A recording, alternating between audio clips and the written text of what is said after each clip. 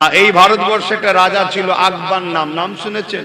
ও ইবলিস শয়তানের চেলা, কোরআনের বিরুদ্ধে একটা কিতাব বার করতে গিয়েছিল, দ্বীনে ইলাহি। মুজাদ্দিদ আল-পেসানির সঙ্গে বিরাট প্রতিবাদ হয়েছিল। খোদার গজবে সে জাহান্নামে চলে গেছে, মুজাদ্দিদ আল-পেসানি জান্নাতে গেছে। জোরে বলুন সুবহানাল্লাহ। তো এইরকম দ্বারা কিতাব আর আসবে না। আর শত শেষ মেসেঞ্জার কে? হযরত নবী মুহাম্মদ সাল্লাল্লাহু আলাইহি ওয়াসাল্লাম। আল্লাহ কোরআনে জানাচ্ছেন ওয়ালাকি রাসূলুল্লাহ ওয়া খাতামান নবিয়্যিন, এবং রাসূলুল্লাহ বলছেন আনা খাতিমুন নবী, আমি শেষ নবী, আর কোন নবী আসবে না। আপনাদের প্রয়োজন আছে নাকি অন্য কোন নবী আর কিতাবের দরকার আছে? জোরে বলুন। কেন? দিন কমপ্লিট হয়ে গেছে, দিন কমপ্লিট হয়ে গেছে। একটা দপ্তরে বিল পাস করতে গেলে ছোট ছোট টেবিল থেকে যেতে যেতে যেতে যেতে সব থেকে যে হাই অফিসার, তিনি যখন স্ট্যাম্প মেরে দেয়, ওটাকে আর রুকা বিল পাস। অতএব ইসলামে 1 লক্ষ মতান্তর 2,24,000 নবী রাসূল স্ট্যাম্প দিয়েছে, দাওয়াত দিয়েছে। সবাই আল্লাহকে না দেখে দাওয়াত দিয়েছে, আমিনা লাল আল্লাহকে দেখে স্ট্যাম্প মেরে দিয়েছে। জোরে বলুন সুবহানাল্লাহ। আর কেউ আসবে না কিয়ামত পর্যন্ত। আখিরি কিতাব হলো কোরআন শরীফ, আর মুহাম্মদ রাসূল আখিরি মেসেঞ্জার। ইনি শুধু মুসলমানদের জন্য নয়, মানুষের জন্য এসেছে। যারাই মানবে তারাই দুনিয়া আখিরাতের কল্যাণ ও শান্তি পাবে। জোরে বলুন সুবহানাল্লাহ। আল্লাহর দাসত্বটা কি এবার চলে আসুন, বুঝতে পারছেন তো? আল্লাহ কোরআনেই জানাচ্ছে আল্লাহর দাসত্ব কি। মা আতাকুমুর রাসূল ফাখুযুহু ওয়া মা নাহাকুম আনহু ফান্তাহু। আমার নবী যা আদেশ করেছে মেনে নে, আমার মুহাম্মদ রাসূল যা নিষেধ করেছে ছেড়ে দে। শুনছেন? কিন্তু আমাদের মধ্যে একটা কনসেপ্ট এসে গেছে, চিন্তা ভাবনা এসেছে কি, ইসলাম মানে দাড়ি, টুপি, নামাজ, রোজা, হজ, যাকাত। আমাদের মধ্যে এই ধারণা এসে গেছে না যায় না? এই ধারণাটা আমাদের মধ্যে ঢুকাতে 100 বছর সময় লেগেছে। কত বছর? 100 বছর। কখন? সুলতান আব্দুল হামিদ চলে যাবার পর পৃথিবী চলে যায় হচ্ছে পশ্চিমা দুনিয়ার হাতে। কোন দুনিয়ার হাতে? পশ্চিমা দুনিয়া। পশ্চিমা দুনিয়া পৃথিবীকে তাদের রঙে রঙিন করতে চাইছে। পশ্চিমা দুনিয়ার কালচার কি? লোটো, মারো, কাটো, এটা হলো তাদের স্টাইল। যার ক্ষমতা আছে সে বাঁচবে, যার ক্ষমতা নেই সে বাঁচবে না। কথা বুঝছেন? পশ্চিমা দুনিয়ায় প্রতি সেকেন্ডে নারী ধর্ষিত হয়, খুন হয়। এই হচ্ছে তাদের কালচার। 100 বছর আগে পর্যন্ত কালচার ছিল সভ্যতার, ভদ্রতার, ইনসাফের, ইনসানিয়াতের কালচার পৃথিবী জুড়ে ছিল। এই 100 বছর হলো পশ্চিমা দুনিয়ার হাতে গেছে। আমার ভারতবর্ষ আলহামদুলিল্লাহ হাজার হাজার বছরের ঐতিহ্যপূর্ণ একটা দেশ। এদেশেও কালচার খুব ভদ্র, খুব নম্র, খুব কি বলে সামাজিকতার আদর্শ কালচার ছিল। কিন্তু আস্তে আস্তে আমরাও সেই পশ্চিমা দুনিয়ার উলঙ্গ কালচারের দিকে কিন্তু আস্তে আস্তে চলে যাচ্ছি। খেয়াল করে দেখুন, আস্তে আস্তে ওই দিকে চলে যাচ্ছি। আগে পেপার খুললে সপ্তাহে একটা রেপ পাওয়া যেত, এখন পেপার খুললে রোজ পাওয়া যায়। কেন? ওই কালচার, ওই কালচারের রোজ রেপ হয়। এইটাকে যদি আমরা না রুখি, আগামী দিন প্রত্যেক ঘন্টায় ঘন্টায় রেপ হবে। কেন? আমরা পশ্চিমা কালচার যদি নিই। আর যদি আমরা আমাদের ভারতবর্ষের যে প্রাচীন কালচার ছিল, যেখানে বড়দেরকে সম্মান দেওয়া হতো, গুরুজন বলে মানা হতো, নারীদেরকে বড় মর্যাদা দেওয়া হতো, মায়ের সম্মান দেওয়া হতো, তাহলে জানবেন আস্তে আস্তে আমাদের ফিরে আসবে। তো যাক, আমি একটা ক্ষেত্রে আসলো দেশের কথা একটু বলে নিলাম। আপনাদের কারো অসুবিধা হলো? কেন? দেশকে ভালোবাসা এটাও হলো ইসলাম। জোরে বলুন সুবহানাল্লাহ। আমি যে কথাই যাচ্ছি, তাহলে আল্লাহ নবীর হায় হ্যাঁ বলা, নাই না বলা, এটার নাম হলো আল্লাহর দাসত্ব। আল্লাহর দাসত্ব অর্থাৎ ইসলাম। আমরা ইসলামকে ছোট করে ফেলেছি। ইসলাম কি? সালাম থেকে ইসলাম। ইসলাম সর্বপ্রথম কথা হলো কোন মানুষের দাসত্ব নয়, কোন পাহাড়ের, চাঁদের, সূর্যর, গাছের, কোন মখলুকাতের দাসত্ব নয়। এই সব কিছু যিনি বানিয়েছে তিনার দাসত্ব। তিনি কে? কুল হু আল্লাহু আহাদ। তিনি কে? কুল হু আল্লাহু আহাদ। তিনি হলেন আল্লাহ, যিনি এক। জোরে বলুন সুবহানাল্লাহ। তিনি কে? আল্লাহুস সামাদ। তিনি তাকারও মুখাপেক্ষী নয়। লাম ইয়ালিদ ওয়া লাম ইউলাদ। তিনি কে? যিনি কারো থেকে সৃষ্টি নয়, তিনার থেকেও কেউ সৃষ্টি নয়। ওয়া লাম ইয়াকুল্লাহু কুফুয়ান আহাদ। যিনি এক অদ্বিতীয়, তিনার সমকক্ষ জোড়া কেউ নেই। যিনি লিল্লাহি মা ফিস সামাওয়াতি ওয়া মা ফিল আরদ। যিনি জমিন আসমানের একমাত্র সৃষ্টিকর্তা। জোরে বলুন সুবহানাল্লাহ। যিনি এখান থেকে 5-6 কিলোমিটার দূরে পানি হচ্ছে, এখানে পানি দেয় না, তিনি হলেন আল্লাহ। জোরে বলুন সুবহানাল্লাহ। যিনি কিছুক্ষণ আগে সূর্য তুলেছিলেন, এখন মেঘলা করে রেখেছেন, তিনি হলেন আল্লাহ। যিনি তোমাকে আমাকে মায়ের পেটে তৈরি করেছেন, সেই রব ছাড়া অন্য কারো দাসত্ব নয়, সেই রব ছাড়া অন্য কারো কাছে মাথা নত করা নয়, সেই সৃষ্টিকর্তা ছাড়া অন্য কারো দাসত্ব নয়। এইটা হলো ইসলামের প্রথম কথা। আমরা যত যাই করি, কেন যদি মাতাল কেউ যদি বলা হয় ইসলামে মদ খাওয়া হারাম, এরপর আমাদের ছেলেরা খারাপ সোহবতে পড়ে একজন দুজন খেয়ে ফেলছে, আল্লাহকে হেদায়েত করব না আমি। যদি কোনো মদের মাতাল কেউ বলা হয় 1 লাখ টাকা দিয়ে হবে ইমামকে সেজদা কর, ওই মাতালও আমার ঘরের করবে না। এ করবে? জোরে বলুন না। কেন? জানে আমি গুনাহগার, আমি মুশরিক নই। তাহলে ইসলামের প্রথম কথা হলো লা ইলাহা ইল্লাল্লাহ। নেই কোনো ইলাহা, নেই কোনো মালিক, নেই কোনো উপাস্য, এক আল্লাহ ছাড়া। এটা হলো প্রথম কথা। শুনছিস বাবা তোরা? শুনছিস তো? জান চলে গেল, এই কথার উপরে কায়েম থাকতে হবে। কেন? জান এমনি যাবে, হয় আজ নাই কাল, পরশু নাই তরশু। কিন্তু মনে রাখবেন, যার যেদিন ডেট আছে, যে সেকেন্ডে আছে, সেই সেকেন্ডেই হবে। পৃথিবীর নাম করা একটা রাজা ছিল, নাম শুনেছেন হয়তো, বলেন না, ওই যে জান্নাত তৈরি করছিল, সাদ্দাত। সাদ্দাত আল্লাহর সঙ্গে পাল্লা দিয়ে উলামারা বলেছে জান্নাত দেবে, সে বলছে আমি জান্নাত বানিয়ে ফেলবো। জান্নাত বানাচ্ছে, কোটি কোটি কোটি হিরে দানা জহরাত দিয়ে বিশাল জান্নাত বানাচ্ছে। তা সাদ্দাত যখন জান্নাত তৈরি হয়ে গেছে, এবার জান্নাতে ঢুকতে যাবে, ঘোড়ার পিঠে চেপে ঢুকতে যাচ্ছে। ঘোড়ার এক পা জান্নাতের ভেতরে, ওর বানানো, নাউজুবিল্লাহ, ওর বানানো, আর এক পা বাইরে। ঠিক এমন সময় আল্লাহ বলছে, এই অবস্থা তো জান কবজ করলি আজ আজরাইল। আজরাইলের সঙ্গে দাঁড় করেছে, দাঁড়া। মানুষের সোরাত ধরে এসেছে, দাঁড়া। সাদ্দাত তো রেগে গেল, তুই জানিস আমাকে কে? তুই দাঁড়া বলছিস আমাকে? আমি সুলতান, আমি রাজা, আমি জান্নাত তৈরি করেছি, দেখতে যাচ্ছি কত আনন্দ, যে তুই আমাকে মিজাজের সাথে দাঁড়া বলছিস। আজরাইলের সঙ্গে ঝগড়া করছে সাদ্দাত। আজরাইল বলছে, আমি কে তুই জানিস? শুনবি? তার মিজাজ রাজা তো, বলছে আমি তো জান কবজ করতে এসেছি আজরাইল। বলুন তো কেমন হবে? পুরুষ শীতকে জড়ো হয়ে গেছে, ভাই একবার ঢুকতে দে, দেখে এসে এখানে এক্ষুনি হবে। ওই ঘোড়ার ওপরে ওইখানে জান কবজ হলো, লট করে জান্নাতের দরজার বাইরে পড়লো, ঢুকা।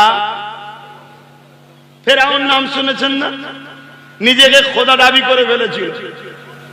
লাস্টে মিশরের নীল নদে একবার করে ঢোকে পানির তলায়, আর একবার করে ঠেলে ওঠে, ও মুসা চিল্লাচ্ছে, এবারে এরকম ঢোকে আর ওঠে। এখনো মিশরের পিরামিডের দাঁত কেলিয়ে পড়ে আছে, বিশাল বড় শয়তান ছিল। এইরকম যুগে যুগে যুগে যুগে অনেক এসেছে। তাই আমাদেরকে মাথায় রাখতে হবে, যত বড় যেই হোক, আমাদের মালিক একজন, স্রষ্টা একজন, খালেক একজন, রেজেক দাতা একজন। যিনি এই কায়নাতের মালিক, তিনি হলেন আল্লাহ। জোরে বলুন সুবহানাল্লাহ। তিনি ছাড়া অন্য কারো ইবাদত নয়। দ্বিতীয় নম্বর হলো তিনি যে মেসেঞ্জারকে পাঠিয়েছে ওই মেসেঞ্জারকে মুহাম্মদ রাসূল যেমন আমাদের জন্য এসেছে, আগেকার নবীর আগেদের জন্য এসেছিল, মুসা নবী, ঈসা নবী, দাউদ নবী, কিন্তু সম্মান করতে হবে। তা আমাদেরকে মুহাম্মদ সাল্লাল্লাহু আলাইহি ওয়াসাল্লামকে এই জান থেকে, হৃদয় থেকে, দিল থেকে, সবকিছুর আগে সব থেকে বেশি আদব ও জানের থেকে বেশি ভালোবেসে মেনে নেওয়া। জোরে বলুন সুবহানাল্লাহ। এটা হলো প্রথম। দ্বিতীয় নম্বর কি? আল্লাহ নবী যেটা করেছিলেন এবার শুনুন। আল্লাহ নবী যখন মক্কা এসেছিলেন তখন নারীগুলোকে জ্যান্ত পুঁতে দেওয়া হতো। জাহিলিয়াতের যুগ ছিল, তারা কেউ আল্লাহকে মানত না, ভুলে গিয়েছিল। ঈসা নবী 500 বছর আগে দাওয়াত দিয়ে চলে গেছে, ভুলে গেছে। তাই আল্লাহ ছেড়ে দিয়ে 1 পিঁড়ি 2 পিঁড়ি 3 পিঁড়ি 4 পিঁড়ির পরে আল্লাহ তো পুরো ছেড়ে দিয়েছে, নিজের মেয়েকে বাপ নিজে পুঁতে দিচ্ছে। আবার যখন জঙ্গল হচ্ছে না, হয়নি, সোশ্যাল মিডিয়া দেখা যাচ্ছে বাপ নিজের মেয়েকে বের করছে, এই হচ্ছে না, হয়নি? এই আমার কথা বুঝছো না? কেন? 1500 বছর হয়ে গেল, নবী চলে গেছে, কিন্তু আর আসবে না বাপ। এবারে জঙ্গল হওয়া মানে একেবারে ধরে উল্টে দেবে, এবার আল্লাহ শেষ করে দেবে, আর রাখবে না। কুল্লু মান আলাইহা ফান, এই পৃথিবী শেষ হয়ে যাবে। এই আকাশের তারা ঝরে ঝরে পড়বে, চাঁদ ভেঙে পড়বে, পাহাড় ভেঙে পাহাড় তুলোর মতো উঠবে, আসমান ভেঙে ভেঙে পড়বে। গল্প বলছি না, গল্প বলছি না, অলরেডি বিজ্ঞানও বলছে পৃথিবীর যে প্লেটের উপরে আছে এই প্লেটটা অনেক বড় চির খেয়ে গেছে। শুনছেন তো নাকি? কিছুদিন কয়েক বছর আগে ওই একটা সুনামি হয়েছিল না ইন্দোনেশিয়া এইদিকে, জানেন তো নাকি? ওই দৃশ্যটা কেউ দেখেছেন ভিডিওতে? কিভাবে বাড়ি গাড়ি টাকা পয়সা জমি জায়গা তুফান, এটা সামান্য ব্যাপার রে বাবা, এটা কিছুই নয় আল্লাহর কাছে। এটা দেখাচ্ছে যে আমরা শুধরে যাই, এগুলো নমুনা দেখাচ্ছে। আল্লাহু সাইয়্যুল কাদির, আল্লাহ তিনি সর্বশক্তিমান। জোরে বলুন সুবহানাল্লাহ। যিনি এরকম পৃথিবীর মতো কয়েক লক্ষ মিলিয়ন বিলিয়ন গ্যালাক্সি তৈরি করে রেখেছে। জোরে বলুন সুবহানাল্লাহ। এই পৃথিবী থাকবে না, এখান থেকে আমাদেরকে ফিরে সবাইকে যেতে হবে। আসেন আমার রাসূলের দ্বীনকে আমরা চিনি। ইসলাম নারীকে মর্যাদা দিবার নাম, নারীর অধিকার দিবার নাম। নারীর মধ্যে মা, মায়ের পায়ের তলায় জান্নাত, এটার নাম ইসলাম। জোরে বলুন সুবহানাল্লাহ। আল জান্নাতু তাহতা আকদামুল উম্মাহাত, প্রত্যেকটা ছেলে জান্নাত তার মায়ের পায়ের তলাতে আছে। জোরে বলুন সুবহানাল্লাহ। মাকে যারা বৃদ্ধাশ্রমে রেখে আসে, যারা মাকে জুলুম করে, মায়ের সঙ্গে দুর্ব্যবহার করে, মাকে খেতে দেয় না, তাদের সঙ্গে ইসলামের কোনো সম্পর্ক নাই। আল্লাহ নবী বলছে যে মাকে ভালোবাসে না স্বামী রাসূল আমার কেউ না। জাহিলিয়াতের যুগে নিজের মায়ের সঙ্গে নাউজুবিল্লাহর পড়ার বলতে পারছি না, মা নিজের ইজ্জতকে নিজের বাচ্চার থেকে রক্ষা করতে পারত না। আল্লাহ নবী এসে এই অন্ধকার সমাজকে বাঁচিয়েছে। এই পৃথিবী যখন দাঙ্গা ফাসাদ রাহাজানি অত্যাচার খুন খারাপিতে ভরে গিয়েছিল, এই পৃথিবীকে বাঁচাবার জন্যই তো মুহাম্মদ রাসূলকে সৃষ্টিকর্তা পাঠিয়েছেন। জোরে বলুন সুবহানাল্লাহ। গরিবকে ভালোবাসার নাম ইসলাম, অসহায়কে আশ্রয় দেবার নাম ইসলাম। শুধু দাঁড়ি টুপি মসজিদ মাদ্রাসার নাম ইসলাম নয়। হ্যাঁ, এগুলো ইসলাম, শুধু এইটুকুলে ইসলাম নয়, এগুলোর থেকেও আগে হলো আল্লাহ নবী বসে আছে, এক ইহুদি এসে বলছে ইয়া রাসূলুল্লাহ, এ মুহাম্মদ সাল্লাল্লাহু আলাইহি ওয়াসাল্লাম, ইসলামের সবথেকে ভালো কাজ কি? আল্লাহ নবী বললেন খোদার্তকে খানা খাওয়ানো সবথেকে ভালো কাজ। জোরে বলুন সুবহানাল্লাহ। আর আজকে খোদার্তকে তো খানা খাওয়ানো দূরের কথা, খোদার্ত জমিকে দখল করার ধান্দায় মানুষ ঘুরছে। খোদার্ত যদি বাড়িতে সামান্য কিছু চাল থাকে ওটাকেও লুটার ধান্দা করছে। আর গরিবদের খাদ্য লুটার সাথে সাথে গরিবের ঘরের বেটিরা, মায়েরা, বোনেরা আজকে সুরক্ষিত আছে নাকি? বলুন, কথা বলুন। যেখানে নারী সুরক্ষিত নয় তার মানে সেখানে ইসলাম নয়।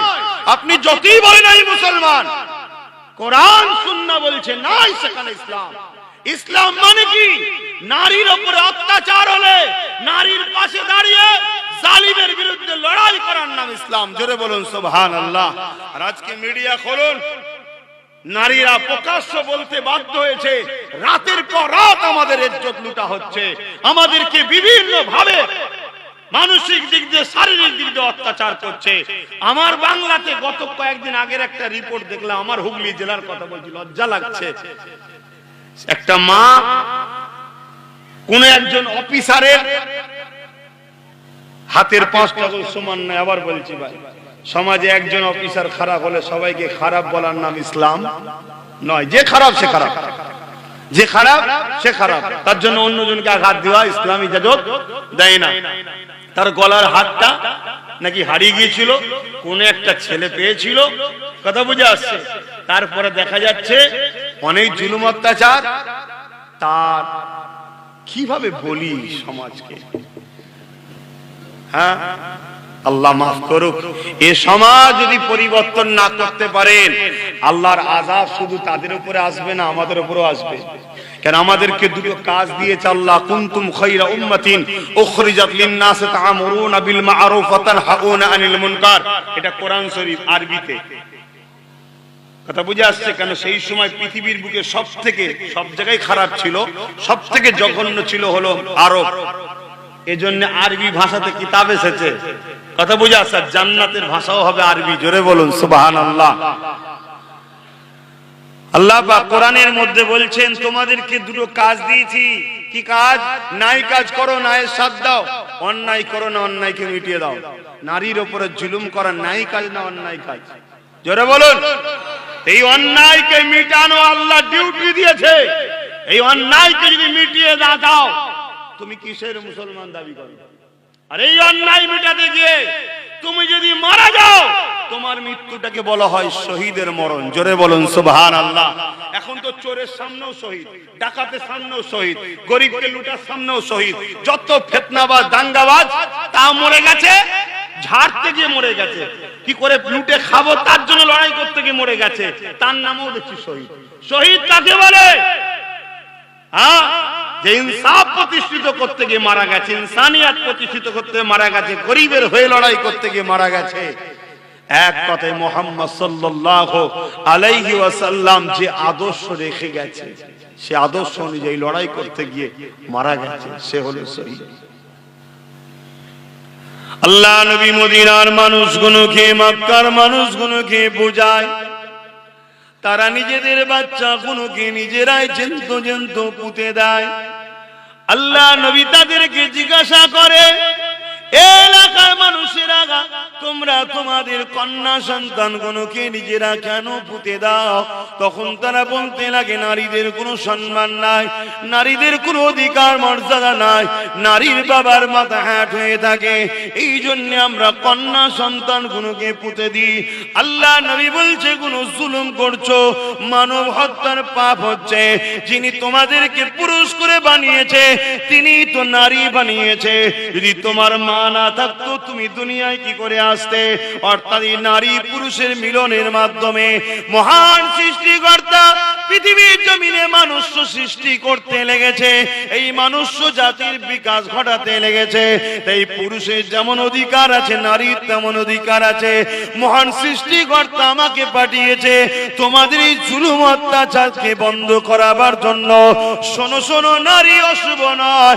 কারো ঘরে যদি নারী সন্তান প্রথমে হয়, এর মানে সৃষ্টিকর্তা ওই বাবাকে জান্নাতে সুসংবাদ দেয়। আরো জোরে বলুন সুবহান।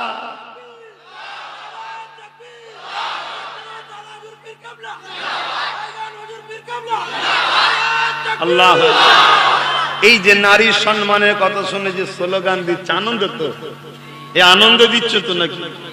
আজান হচ্ছে আপনাদের মহল্লায়, আজান হয়ে যায়, কিন্তু নামাজ পড়াই 5:10 নামাজ হবে। 5টা পর্যন্ত আমি আলোচনা করব, তারপরে 5:10 আজানটা হয়ে যায়।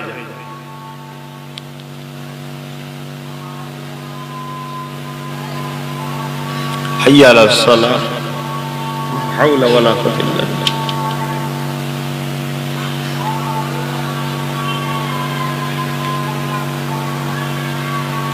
লা হাওলা ওয়ালা কুওয়াতা।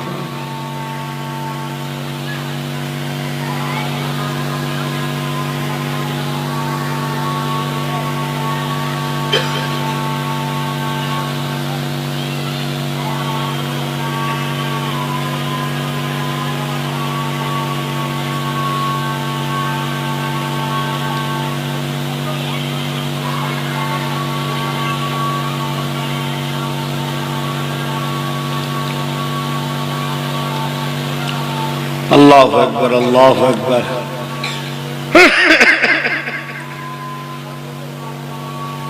اللهم رب هذه الدعوة آت محمد الوسيلة الفضيلة ثم مقام محمد للذي وعدته وارزقنا الصفاة من إنك لا تخلف الميعاد. درود شريف اللهم صل على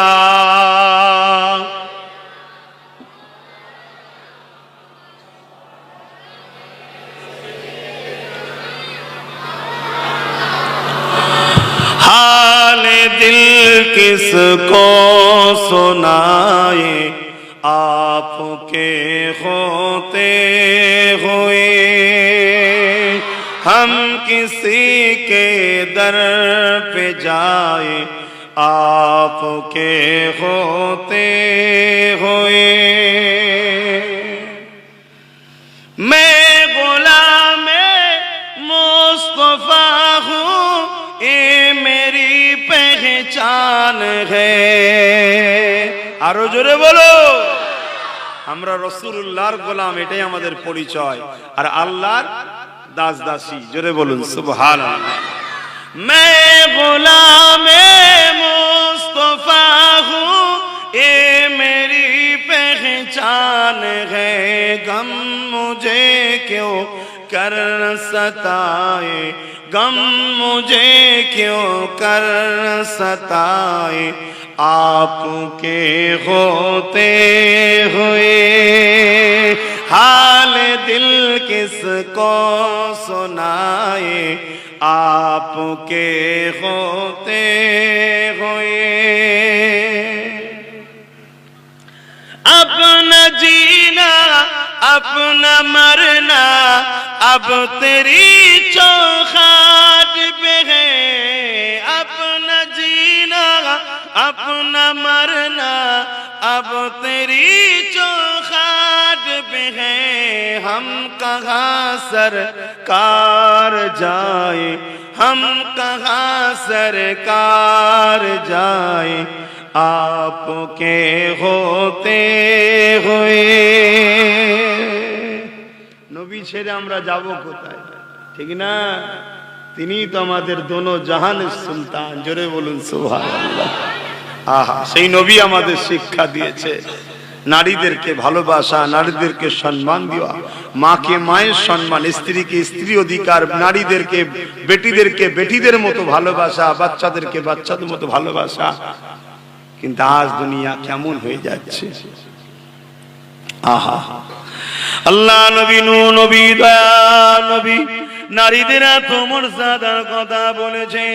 এ যুবকেরা, তরুণীরা, বাপেরা, আল্লাহ নবী জানিয়ে দিলে কারো ঘরে যদি প্রথম কন্যা সন্তান হয়, ওই সন্তানকে নিয়ে যদি বাপ মন না খারাপ করে, আবার যদি দ্বিতীয়বার আবার একটা সন্তান হয়, বাপ যদি মন খারাপ না করে, আবার তিনবারের মাথায় আবার একটা যদি কন্যা সন্তান হয়, পর পর যদি কোনো বাবার তিনটে কন্যা সন্তান হয়, ওই সন্তান নিয়ে যদি বাপটা মন না খারাপ করে, কেমন করে নারীটাকে শিক্ষিত করে তার আদব কায়দা অনুযায়ী রেখে বিবাহটা দিয়ে দিতে পারে। আমি রাসূলুল্লাহ জানিয়ে দিলাম, দুটো আঙুলকে পাশাপাশি দেখিয়েছে, যেমন পাশাপাশি আছে ওই তিন নারীর বাবা, আর আমি রাসূলুল্লাহ আল্লাহর জান্নাতে পাশাপাশি থাকিব। একটা, দুটো, তিনটে, চারটে, পাঁচটা, 50টা পুত্র সন্তান হয়নি জানি, তারপরও বোঝাচ্ছি, তথাপিও জান্নাতের খবর দেয়নি। কিন্তু তিনটে নারীর বাবা যদি হয়ে ওই তিনটে নারীকে অবজ্ঞা না করে, আল্লাহ দিয়া নিয়ামত মনে করে, আল্লাহর সৃষ্টিকে যত্ন করে ভালোবেসে বড় করে দিয়ে লালন পালন করে এডুকেশন দিয়ে বিবাহটা দিয়ে দিতে পারে, আল্লাহ নবী জানাচ্ছে সে আর আমি আল্লাহর জান্নাতে পাশাপাশি থাকবো। রাসূলুল্লাহ আর এক রাতের মধ্যে জানাচ্ছে এক একটা নারী হলো এক একটা জান্নাত। আরো জোরে বলুন সুবহান। হায় হায় হায়, আমরা পুরুষ হয়ে নারীর গুণগান গাইছি, আবার সুবহানাল্লাহ বলছি। এ ভাই তো আবার তাকবীর দিয়া শুরু করে দিল। এই আদর্শ পেলেন কোথা থেকে? আমার রাসূলুল্লাহ শিখিয়েছে। জোরে বলুন সুবহানাল্লাহ। কেন? আমি পুরুষ হতে পারি, কিন্তু আমার ঘরেও একটা মা আছে, সেটা নারীরই জাত। জোরে বলুন সুবহানাল্লাহ। আমার ঘরে একটা বেটি আছে যে আমার বুকের উপরে ঘুমায়, লাফালাফি করে, আব্বু আব্বু করে ডাকে। ঘরে গেলে ছেলেকে পাওয়া যায় না, ওই বেটিটা এসেই বাপকে পানি দেয়। কি গো, ভুল বলছি? আহা, কি নিয়ামতের জিনিস যে নারী। কিন্তু আজকে দুনিয়া অসভ্য হয়ে যাচ্ছে, আবার সেই অন্ধকারের দিকে চলে যাচ্ছে। সেই নারীগুলোর উপরে আবার একদল পশু হামলা করছে, ঝাঁপিয়ে পড়ছে। কড়ির মতো ফুলের মতো ফুটছিল, তাকে নেস্তে নাবুদ করে দিচ্ছে। তাই উম্মতে মুহাম্মাদীর বিশেষ করে দায়িত্ব হবে, এটা আমার ধর্মীয় দায়িত্ব, নারীদের দুশমন যারা, তাদের বিরুদ্ধে সংগ্রাম করে এই সমাজের নারীদের ইজ্জত আবরু অধিকার আমাদেরকে বাঁচাতে হবে। জোরে বলুন ঠিক না বেঠিক? জোরে বলুন দরকার আছে না নয়? তবেই তো আমি মুসলমান, তবেই তো আমি উম্মতে মুহাম্মাদী। হ্যাঁ, আল্লাহ কত সুন্দর সিস্টেম করেছে দেখো। আমার নবী বলে গেলেন, নারীর বাপেরা, নারীর বিয়ের আগ পর্যন্ত তুমি হলে তার বডিগার্ড, তার খাওয়া, তার থাকা, তার পড়া, তার জামা কাপড়, তার চিকিৎসা, সব দায়িত্ব তোমার। কোথা থেকে কিভাবে মেহনত করে খেটে খুঁটে কত কষ্ট হবে জানি না, নিয়ে সেই নারীকে লালন পালন করতে হবে। সব দায়িত্ব কার? বাপে। তাহলে বডিগার্ড, ভরণ পোষণের দায়িত্ব। দেখো নারীর কত সম্মান। কিন্তু দুঃখের সাথে বলতে হয়, আজকে সেই মায়ের জাত, সেই মায়ের জাত আজ তারাও কিন্তু মা থেকে বেরিয়ে অন্যদিকে চলে যাচ্ছে। মা তো মায়ের মতো থাকতে হয়, মায়ের জাতকে মায়ের জাতের মতো থাকতে হয়। কে? তবে সমাজকেও দেখতে ভালো লাগবে। মা যদি অন্যরকম হয়ে যায় তাহলে তো খারাপ লাগবে না?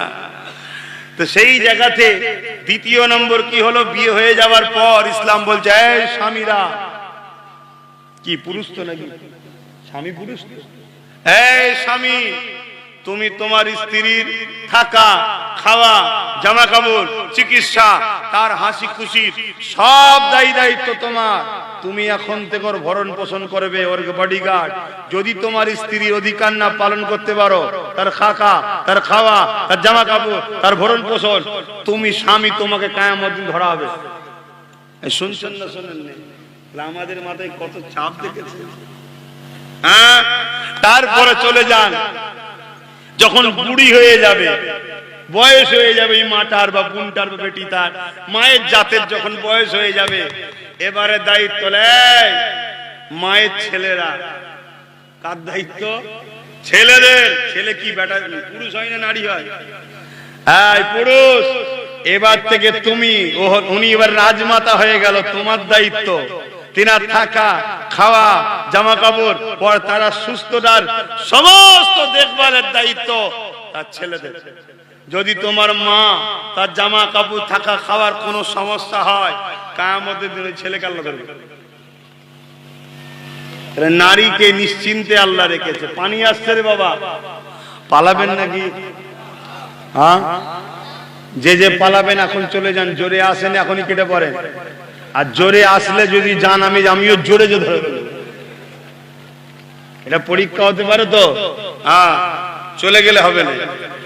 আরে পানি এসুক, তুফান এসুক, ঝড় এসুক, যদি বলা হয় এই পুকুরটা এই পার থেকে উপরে যায়, এক্ষুনি 1000 টাকা দিয়ে হবে, সবাই তো লাভ মারবে এক্ষুনি। কি লাভ মারবে না? মারবে না? ওর বেলায় তখন ফিরে যাওয়া দেখবে না। আর নবীর দিনের মাহফিলে সমস্যা হয় না? এই প্রেম। হ্যাঁ, দেখা যাক, গত 2-3 দিন আগে মনে হয় মেদিনীপুরে এক জায়গায় এসেছিল। ও আল্লাহ, সেই যা অবস্থা, ঠিক হয় না? এই প্যান্ডেল, এ যেন মনে হচ্ছে রবারে তৈরি করা, বাঁশ অত ব্যাকে আমি কোনোদিন দেখিনি। আল্লাহ সকল ভাঙেনে, আর ভিজে পানির স্রোত চলছে। আল্লাহ একবার, একটা কিন্তু কেউ যায়নি। কথা বুঝে আসছে তো? দেখা যাক, এখানে মনে হচ্ছে একটু অসুবিধা হবে, মনে হচ্ছে লড়ন চরণ হচ্ছে। পালাবে? যে যাবার চল যাও, নাই মানা করছি।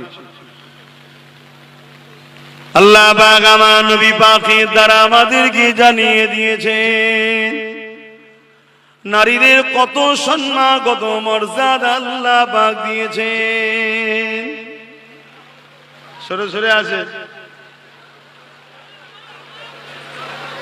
একটু পানিতে যদি এই হয়, আরে কেটে যাবে, এত ঘাবড়াচ্ছ কেন?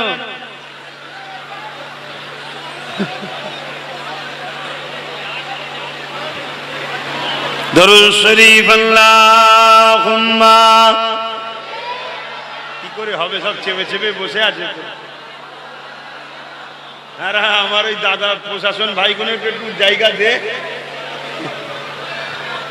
ভিজে গেলে ডিউটি করতে অসুবিধা হবে। আসেন আসেন, আপনারা ভেতরে আসেন।